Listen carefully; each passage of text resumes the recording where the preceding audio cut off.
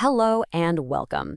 Today, we're going to get into a legal debate that's almost 1,000 years old, but one that has shaped the property rights for literally hundreds of millions of people in India. We're talking about the two great schools of Hindu law, Mitakshara and Dayabhaga. So let me ask you a pretty fundamental question. When do you actually get a right to your family's ancestral property? Is it something you're born with, an automatic right from day one, or do you have to wait until your parents pass away? Well, for centuries in India, the answer to that question depended entirely on where you lived, all thanks to two competing legal philosophies. Okay, let's get into the history here. The story really kicks off with the ancient sources of Hindu law, the Vedas and the Smritis. For a long time, these texts were basically interpreted the same way across the land. But then, around the 11th and 12th centuries, the path forked. It split into two totally distinct schools of thought that would go on to define family wealth and power for generations. On one side, you've got the brilliant legal mind Vijnaneshwara in the 11th century. He wrote the Mitakshara. This is considered the orthodox school, and its influence spread across pretty much all of India. Then, about a century later, on the other side, you have Jimutavahana, the author of the Dayabhaga. This one was seen as more of a reformed school, and it mainly took hold in Bengal and Assam. So you have two architects, two profoundly different systems, all coming from the same source. So let's start with the big one, the dominant school, Mitakshara. This is the legal framework that has governed the vast majority of Hindus in India for centuries. And its core principle? Well, it's radical and it's simple. You get your rights the moment you are born. The key concept here is something called unobstructed heritage. Think of it this way. The second you're born into a family, it's like you're automatically given shares in the family's ancestral company. Your father's life doesn't obstruct your right. Your right exists right alongside his from the very beginning. You are born a stakeholder. Simple as that. Okay, so what does this actually mean in the real world? Well, under Mitakshara, a son becomes what's called a co-parsoner. That's basically a joint heir at birth. Instantly, he has an equal, undivided stake in the family's ancestral property.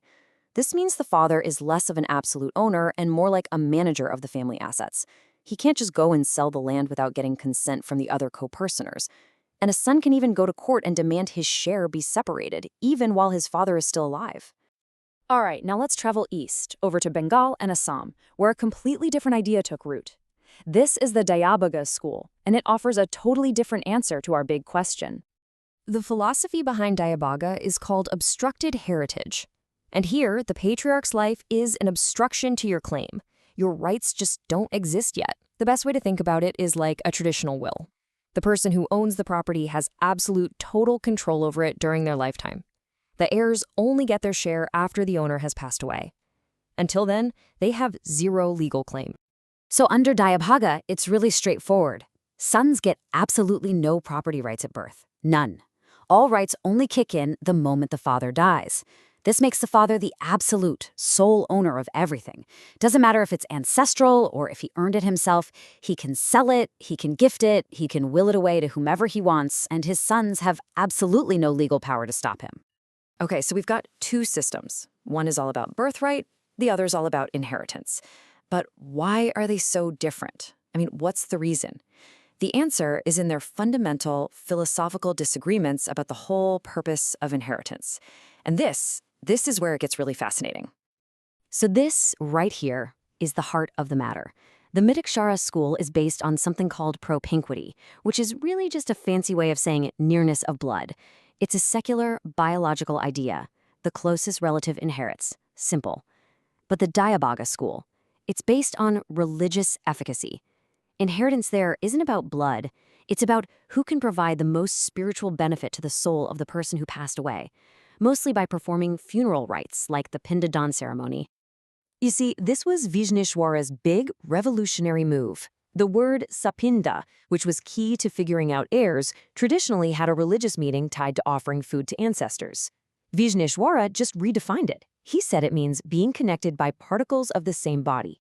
By doing this, he pretty much stripped inheritance of its religious baggage and grounded the Mitakshara school in a rational, biological idea. It was a huge shift. And of course, this philosophical difference has a massive practical impact on power. In the Mitakshara system, because there's collective ownership from birth, the father's power is limited. He's a manager. But in the Dayabhaga system, where the father is the one and only owner until he dies, his power is absolute. So, for centuries, these two systems just coexisted.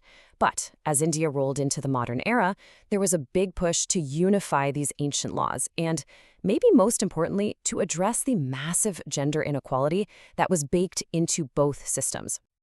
This timeline really shows you the long arc of this whole story. You can see it stretching all the way back to the 11th and 12th centuries. The first really big change came in 1956 with the Hindu Succession Act, which was the first major step towards creating a single, uniform law. But the truly revolutionary moment, the real game changer, came in 2005.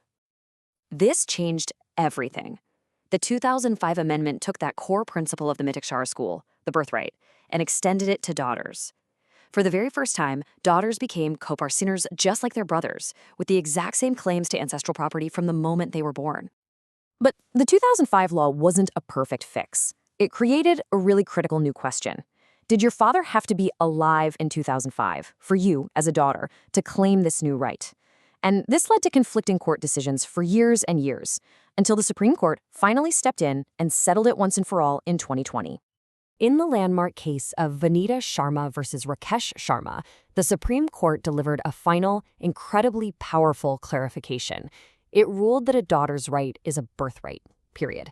It exists from the moment she is born. It doesn't matter one bit whether her father was alive on the day the law was passed in 2005. This made the law retroactive, and it secured property rights for countless women across the country. So you might be thinking, with all these modern laws, do these ancient schools even matter anymore? And the answer is, yeah, they actually do. While the Hindu Succession Act has unified most of the inheritance law, these old principles still pop up. They're super important for understanding joint families, for looking at property deals that happened before 1956, and, get this, for families who migrate. The law says they carry their original school of law with them, even if they move to a part of the country governed by the other school. And that kind of brings us to our final thought here. We've gone from a debate between blood ties and spiritual duty all the way to a modern legal framework that's aiming for equality. But the story isn't over, which leaves us with a pretty big question to think about. Do our laws of inheritance really reflect the family as it is today, or are they building a blueprint for the kind of family we aspire to become,